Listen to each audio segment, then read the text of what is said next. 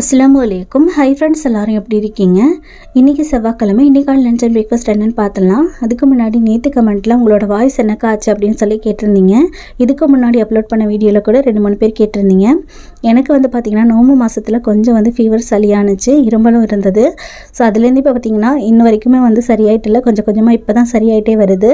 So கொஞ்சம் adjust பண்ணிக்கோங்க.